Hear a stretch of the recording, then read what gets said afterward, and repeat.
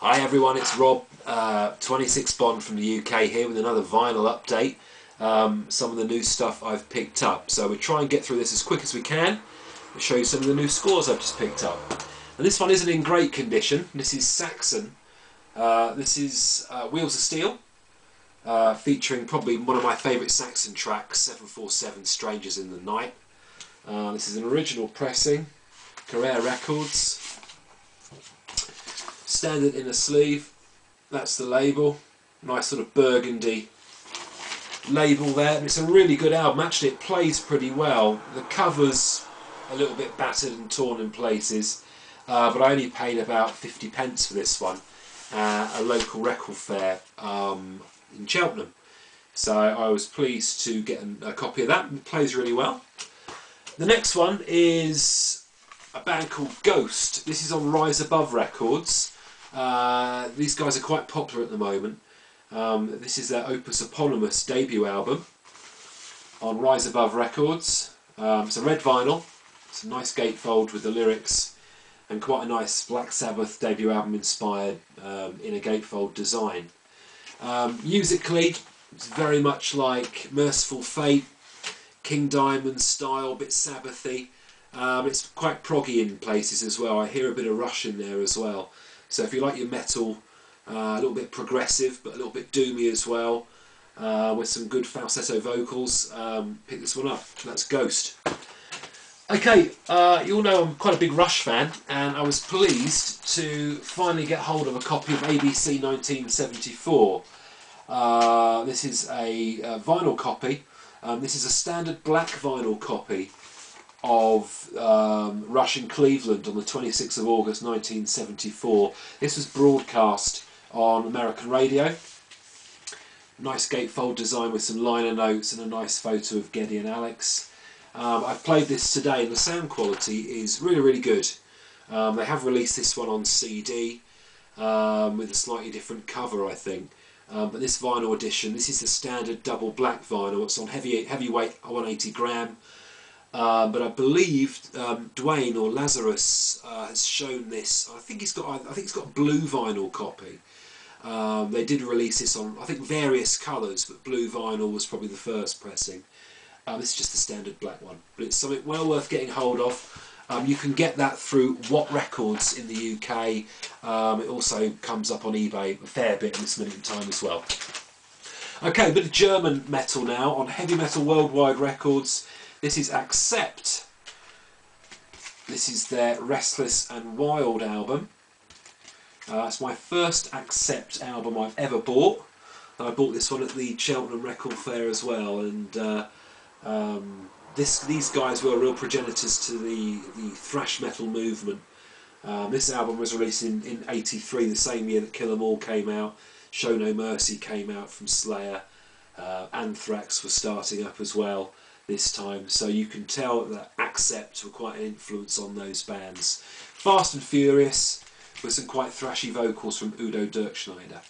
Good stuff. I actually quite like them. Bit of AC/DC now. Now these are quite unusual. These were given to me by my dad, who also collects albums. He found these in a charity shop. Well, I've got two. This is a Portuguese pressing of Flick of the Switch.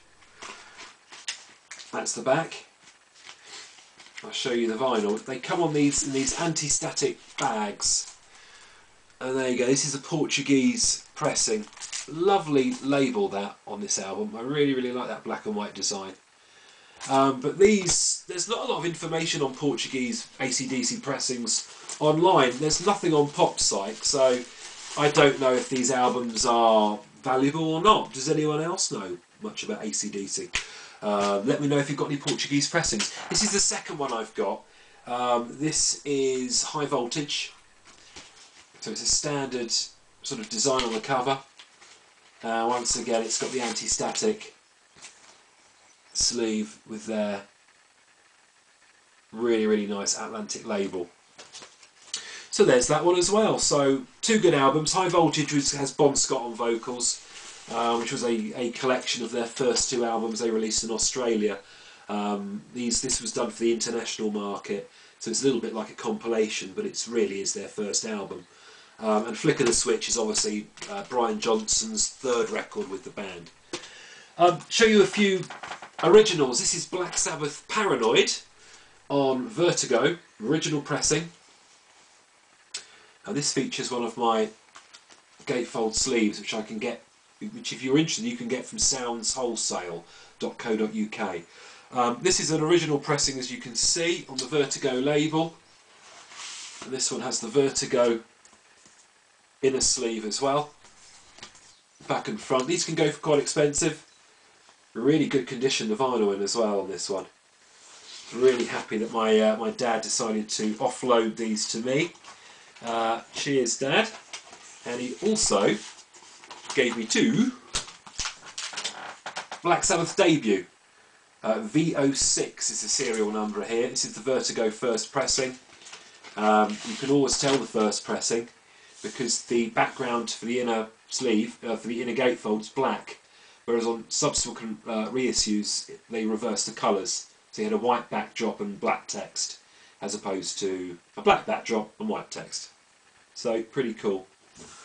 Once again, Vertigo label, plays really nicely. A few marks on this one, but you know, for a heavy metal collector like me, this is absolute grail stuff. This is where the genre started, and I was really pleased to have those into my possession.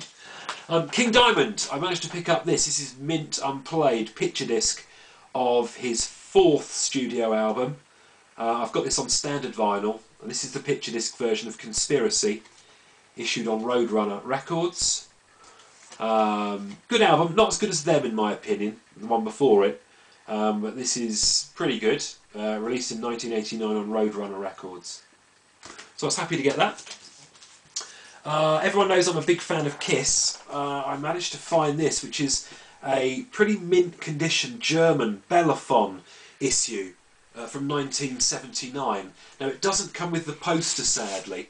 It's got the inner sleeve, as you can see there, the correct one with the serial number, but it's a red vinyl, and these red vinyls are very hard to come by. This is a transparent red vinyl. When I first picked it up I thought this was the UK pressing, but the UK pressing has full colour red vinyl that's a solid colour. It's basically you can't see through it. This is the German transparent vinyl.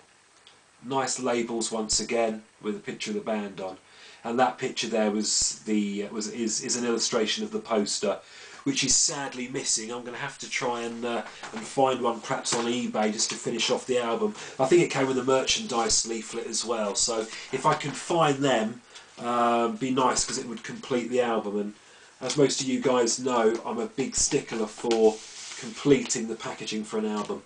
As you can see there, it advertises the 5-colour poster, which is a variation on the sleeve. Okay, last but not least, keeping it brief today, big fan of Maiden, as you all know. This is a bootleg of the Wembley Arena December the 18th 1990 show from the No Prayer the Dying tour. Real nice package, this one, really good pressing, limited to 100, not 100,000 but just 1,000 copies. And once again we've got the transparent, there's a bit of marbling in this one as well, the transparent vinyl, transparent red vinyl. I know this one came in various colours, white, yellow, black, but obviously this is the red one. So it's a good recording, that one. It's a good audience recording. I don't believe it's a soundboard, that one, but it's certainly something to add into your collection if you're a fan of Iron Maiden. And I picked that one up very cheaply through Discovery Records in Accrington in Lancashire. Great website, you must check it out. So there you go, that's my update for this week, guys. Hope you found something you like. Be sure to leave a comment below. It'd be good to speak to some of you, and hope everyone's well. Cheers.